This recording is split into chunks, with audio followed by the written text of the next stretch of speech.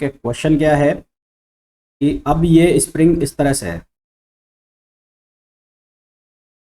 ये स्प्रिंग हो गई और ये स्प्रिंग का मास हो, ये ब्लॉक का मास हो गया और ये ब्लॉक हो गया। ठीक है, इसका स्प्रिंग कांस्टेंट K1, इसका स्प्रिंग कांस्टेंट K2, इसका लेंथ L0 है और इसकी लेंथ L0 है।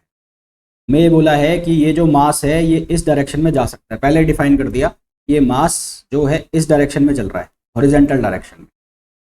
हमें इसकी बतानी है इक्वेशन ऑफ मोशन ना। What will be the equation of motion, what will be the equation of motion, equation of motion of the questions showing, of the question figure shown below, of the figure shown below। इसकी equation of motion हमें बतानी है। कैसे करेंगे भाई, क्या दिमाग लगाएंगे? अच्छा, गेट के फॉर्म की कल लास्ट डेट है, अगर गेट का फॉर्म डालना हो, गेट का फॉर्म फिल करना हो तो उसकी कल लास्ट डेट है। लास्ट डेट का मतलब है बिना लेट फीस के कल लास्ट डेट है, और इसके बाद करोगे तो फिर लेट फीस लगेगी, और लेट फीस के साथ फॉर्म सबमिट करने की लास्ट डेट है 13 अक्टूबर, 13 अक्टूबर तक लास्ट डेट है लेट फीस के साथ, और विदाउट लेट फीस जो फीस डेट है वो कल है। तो अगर गेट का फॉर्म भरना हो तो लगा देना। हाँ भाई, इसको कैसे करेंगे हम? यहाँ पर जो स्प्रिंग का कॉम्बिनेशन है वो वर्टिकली दिया हुआ है, दोनों स्प्रिंग के जो कॉन्स्टेंट्स हैं वो हैं K1 और K2, और जो इनकी लेंथ दी हुई है वो L0 दिया हुआ है। मैं ये साफ साफ बोल दिया है कि जो ये सिस्टम है या जो मास है, मास मोशन करेगा इस डायरेक्शन में, हॉरिजेंटल डायरेक्शन में। तो अब कैसे करें भाई? वर्टिकल डायरेक्शन में करता तो हमारा काम सॉल्व ही हो गया था। जो क्वेश्चन पिछले इसके पहले वाला क्वेश्चन किया था उसमें क्या था, उसको एक्स में चलाया था, इसको वाई में चला देते, अगर हमें ये बोला जाता कि ये किधर चल रहा है, वाई में चल रहा है। और यहाँ पर ये बोल दिया है कि किधर चल रहा है, एक्स में चल रहा है। क्या करें? एक्स में चल रहा है तो इसका पहले एक सिस्टमेटिक डायग्राम बना के देखो। मान लो ये यहाँ पर पहुँच जाता है, कुछ देर बाद ये ब्लॉक यहाँ पर पहुँच गया, तो यहाँ पर पहुँचेगा तो सीधी सी बात है इस स्प्रिंग को खींच लेगा, इस स्प्रिंग को खींच लेगा। ठीक है, तो लेट सपोज ये इस डायरेक्शन में एक्स चल गया, ये इसको भी खींचेगा ना। तो यहाँ पे चल गया तो ये इसकी जो लेंथ है ये आपको दिख गया होगा, ट्राइंगल बन गया। अब ये बन गया है ट्राइंगल, ये ट्राइंगल बन गया। पहले ये L0 था, अब ये x है, तो ये वाली जो लेंथ है, ये वाली लेंथ ये कितनी आ जाएगी? ये आ जाएगी L0² प्लस x²।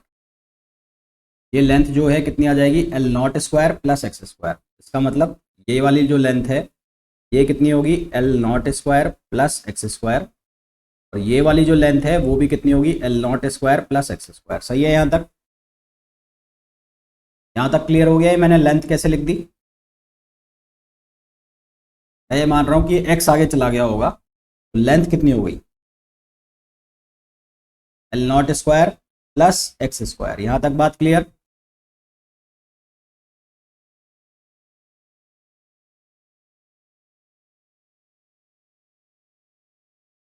बोलो भाई। ये क्लियर हो गया कि मैंने जो इसकी न्यू लेंथ आई स्प्रिंग की वो कैसे लिख दी? अगर वो है ना, वो क्लियर हो गया। अब मेरे को ये निकालना है एक्सटेंशन इन स्प्रिंग। स्प्रिंग के अंदर एक्सटेंशन कितना हुआ ये भी मेरे को जानना है। तो extension in spring, extension in spring, spring के अंदर एक्सटेंशन क्या हुआ? Final length, final length minus initial length, final length minus initial length. तो जो एक्सटेंशन है अगर मैं उसको डेल्टा एक्स से लिख दूं या एक्स से लिख दूं, जैसे भी लिखूं, तो एक्सटेंशन फाइनल लेंथ जो है, ये वाली जो लेंथ है ये फाइनल लेंथ है, और ये वाली जो लेंथ थी वो इनिशियल लेंथ थी। तो डेल्टा एक्स की वैल्यू कितनी हो गई? डेल्टा एक्स हो गया L0² प्लस x² माइनस कितना हो गया? L0। ये चीज़ क्लियर है क्या? ये वाली चीज़ क्लियर है क्या? एक्सटेंशन इन स्प्रिंग कैसे आया?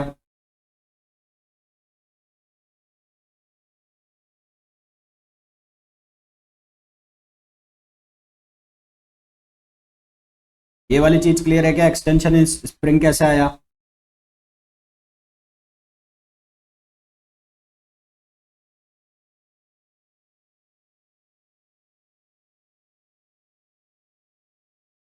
अब देखो, अब हमारी स्टेप्स जो है उनको फॉलो करो।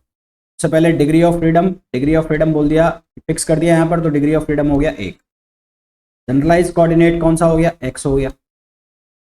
वाई डायरेक्शन में तो मोशन ही नहीं है, वाई डायरेक्शन में मोशन नहीं है, तो कोऑर्डिनेट्स कौन कौन से हो गए? x की वैल्यू हो गई x और y की वैल्यू हो गई 0। फिर क्या निकालना है? x डॉट किसके बराबर हो गया?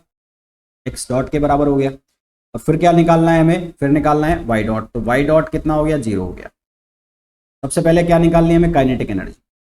काइनेटिक एनर्जी जो है वो किसके बराबर होगी? काइनेटिक एनर्जी T वो इक्वल हो जाएगी half m x dot square. Potential energy जो निकालनी है, तो स्प्रिंग की जो पोटेंशियल एनर्जी होती है वो होती है हाफ के एक्स स्क्वायर, तो ये हो जाएगा के डेल्टा एक्स स्क्वायर। तो यहाँ से जो पोटेंशियल एनर्जी आएगी वो आएगी हाफ के और फिर इसका स्क्वायर, तो ये कितना आएगा? अंडर रूट, ये होगा L not square plus X square minus L not square, और ये तो क्या आ गई? पोटेंशियल एनर्जी, और ये क्या आ गई? Kinetic energy. अब इसका लिखना है हमें लैग्रेंजियन। इसका हम लैग्रेंजियन लिखेंगे तो वो कितना बनेगा? T minus V. टी की value half M X dot square minus ये वैल्यू कितनी? हाफ के, और ये कितना है? एल नॉट स्क्वायर प्लस ये कितना है? X square minus L not और ये स्क्वायर। तो ये किसकी वैल्यू हो गई? लैग्रेंजियन की वैल्यू हो गई। यहाँ तक क्लियर है चीज़ें?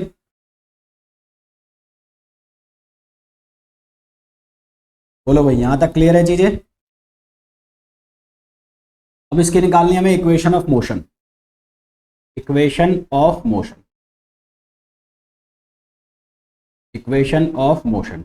इक्वेशन ऑफ मोशन के लिए हम क्या करेंगे? हम करेंगे D over D T del L over del X dot minus del L over del X equals to किसके बराबर करना है? 0 के बराबर। पहले क्या निकालोगे? Del L over del X dot. ये करते रहो मेरे साथ साथ, चेक करते रहना, बस जो मैं कर रहा हूँ उससे मिलाते रहना। Del L over del X dot निकालो पहले, वो कितना आएगा? वो आएगा एम एक्स डॉट, और तो कुछ है नहीं। और इसका निकालना है, इसका भी निकालना है D over D T del L over del X dot, ये बनेगा एम एक्स डबल डॉट। एक चीज़ तो ये हो गई। उसके बाद फिर निकालना है del L over del X. Del L over del X किसका निकलेगा? सेकंड वाले का निकलेगा, तो वो क्या होगा? माइनस, माइनस तो है ही उसमें आगे, 1/2।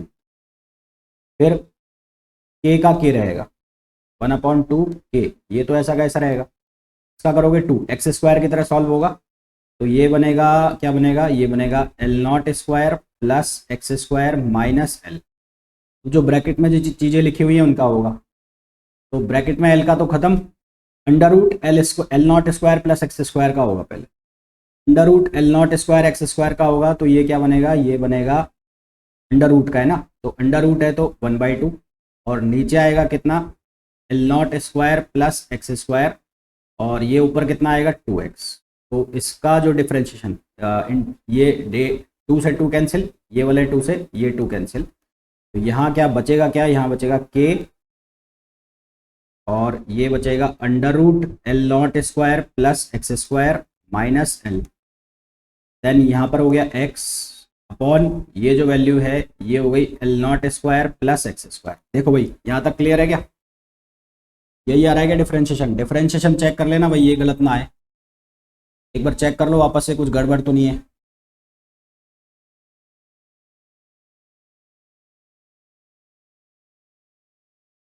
ये देख लेना, 2 वगैरह देख लेना कहीं गलत तो नहीं हो रहे।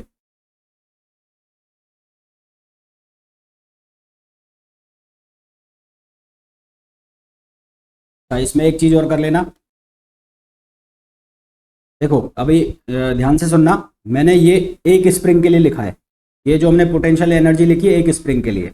यहाँ पर कुल स्प्रिंग कितनी है? 2, एक ऊपर वाली है यानी कि अबाव द मास, और एक है बिलो द मास। तो यहाँ पर हम इसको क्या कर देंगे? इसको 2 से मल्टीप्लाई कर देंगे। इसको किससे मल्टीप्लाई कर देंगे? 2 से। तो ये 2 से 2 ये कैंसिल हो जाएगा, तो यहाँ पर भी ये वाला 2 हटा दो, तो फिर इक्वेशन में 2 और आ जाएगा। मैं ये वाला 2 हटा रहा हूँ एक, तो आपका ये जो इक्वेशन बनाओगे तो यहाँ पर ये वाला 2 कैंसिल नहीं होगा, तो आपके साथ इक्वेशन में 2 भी आ जाएगा। क्लियर हो गया ये मैंने कैसे करा? मैंने यहाँ ये 2 से 2 कैंसिल कर दिया। क्यों किया? क्योंकि मैंने ये जो मोशन लिखी थी ये केवल ऊपर वाली स्प्रिंग के लिए लिखी थी, पर यहाँ पर नीचे वाली स्प्रिंग भी कनेक्टेड है, तो पोटेंशियल एनर्जी ट्वाइस हो जाएगी। पोटेंशियल एनर्जी ट्वाइस हो जाएगी तो फिर इक्वेशन आपकी बनेगी ये वाली, 2 से 2 कैंसिल होगा एंड देन फिर इक्वेशन ऑफ मोशन बनाओगे। तो अब इक्वेशन ऑफ मोशन जो बनेगी वो क्या बनेगी? वो बनेगी mx double dot plus 2k और ये बनेगा कितना? L not square plus X square minus L X over ये बनेगा L not square plus X square equals to 0। Check करो ये इक्वेशन बन रही है क्या? ये चेक करो ये इक्वेशन बन रही है क्या?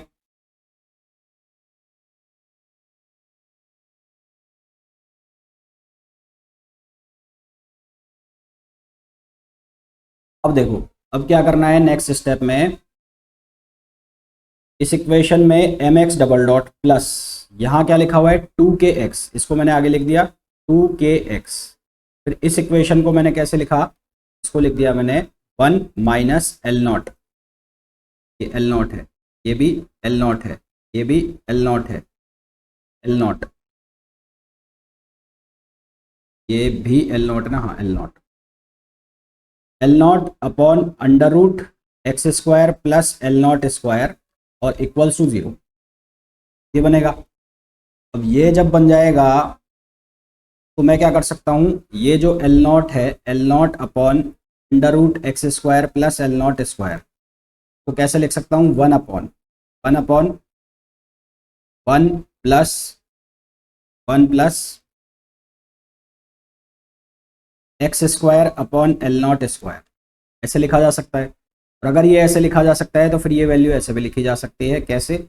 1 plus X square upon L not square power 1 minus 2। Is it clear? ये मैंने कैसे लिख दिया, ये वाला। अगर मैं ये लिख सकता हूँ तो फिर ये इक्वेशन क्या बनेगी? mx double dot plus 2kx 1 minus, इसको मैं लिखूँगा 1 plus X square upon L not square और इसकी पावर माइनस हाफ और इक्वल्स टू 0। और अब हम लगाएंगे binomial expansion theorem. Binomial expansion theorem के अकॉर्डिंगली ये क्या बनेगा? mx double dot plus 2kx, ये बनेगा 1, यहाँ पर आएगा 1, ये बनेगा minus 2 minus 1/2 minus 1/2 X square upon L not square plus higher terms आएंगे, हायर टर्म्स जिनको हम क्या कर देंगे? नेगलेक्ट कर देंगे। तो ये 1 से 1 तो क्या हो जाएगा? कैंसिल हो जाएगा। 1 से 1 कैंसिल होगा तो हमारे पास क्या बचेगा? हमारे पास बचेगा mx double dot plus 2kx। यहाँ पर ये 1 से 1 कैंसिल होगा और ये माइनस माइनस बनेगा प्लस, तो ये बनेगा X square upon 2 L not square. Higher terms को हम क्या कर देंगे? नेगलेक्ट कर देंगे, ये हो गया 0। अब क्या होगा? 2 से 2 कैंसिल हो गया, 2 से 2 कैंसिल हो गया। हमारे पास इक्वेशन क्या बनी? हमारे पास इक्वेशन बनेगी mx डबल डॉट प्लस ये बनेगा k upon L not square और ये क्या बनेगा? ये बनेगा एक्स क्यूब, ये बनेगा एक्स क्यूब इक्वल्स टू 0, है ना? ये इक्वेशन बनेगी। और फिर इसमें m से डिवाइड कर दें, m से डिवाइड कर दें तो x double dot plus k upon m L not square और एक्स क्यूब इक्वल्स टू 0। ये हमारी बन गई इक्वेशन ऑफ मोशन। चेक करो यही आई है क्या? एल नॉट है, एल नॉट।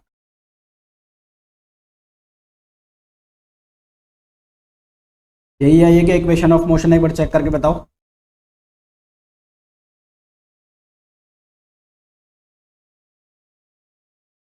आज शाम वाली जो क्लास है उसमें हम पढ़ेंगे कैनोनिकल। एक चैप्टर आता है तुम्हारे कैनोनिकल डिस्ट्रीब्यूशन करके। नहीं यार, जो ऑप्शन में हमें आंसर दिया होगा ना उसके अकॉर्डिंगली हमें करना होगा। मान लो मैं यहाँ तक बना लेता हूँ, मैं सही तो हूँ, पर अगर मेरे को ऑप्शन ये वाला दिया है तो मेरे को यहाँ से यहाँ तो पहुँचना पड़ेगा। मैं सही तो चल रहा हूँ? नहीं, मार्क्स तो भाई मार्क्स तो ऑप्शन के अकॉर्डिंग मिलेंगे ना, हमें एमसीक्यू क्वेश्चन मिलेंगे। अगर ये नेट टाइप का क्वेश्चन है तब तो ठीक है मामला। अगर इसमें एमसीक्यू डाल रखे हैं तो फिर उसके बाद आपको ये स्टेप करने पड़ेंगे आगे, आपको फाइनल आंसर तक पहुंचाना पड़ेगा। इसलिए एक आंसर के कितने आंसर निकल सकते हैं वो हमें जानना जरूरी है। हाँ, तो मैं कह रहा था कि आज शाम की जो क्लास है उसमें हम क्या करेंगे, अभी हम लैग्रेंजियन फॉर्मुलेशन जो पढ़ रहे हैं, तो आगे चल के एक चैप्टर आएगा कैनोनिकल डिस्ट्रीब्यूशन। उसमें करना क्या होता है, जो लैग्रेंजियन हम पढ़ते हैं या जो हैमिल्टोनियन पढ़ते हैं उसका हम कैनोनिकल डिस्ट्रीब्यूशन करते हैं। तो हम क्या करेंगे, लैग्रेंजियन तो हमने पढ़ लिया है, तो इसका कैनोनिकल भी हैंड टू हैंड हम खत्म कर देंगे। और इसी तरह से जब हम हैमिल्टोनियन पढ़ेंगे तो हैमिल्टोनियन का कैनोनिकल भी हम हैंड टू हैंड कर देंगे। यानी कि हम ये वेट नहीं करेंगे कि पहले लैग्रेंजियन करें फिर हैमिल्टोनियन करें उसके बाद कैनोनिकल करें, नहीं, अभी लैग्रेंजियन हमने पढ़ लिया, इसका कैनोनिकल अभी खत्म, हैमिल्टोनियन जब पढ़ेंगे जब उसका कैनोनिकल खत्म। तो क्योंकि अभी हम अच्छी खासी प्रैक्टिस में है तो हमसे क्वेश्चन जल्दी जल्दी हो भी जाएंगे। तो ये क्वेश्चन हो गया। नेक्स्ट क्वेश्चन पे आओ।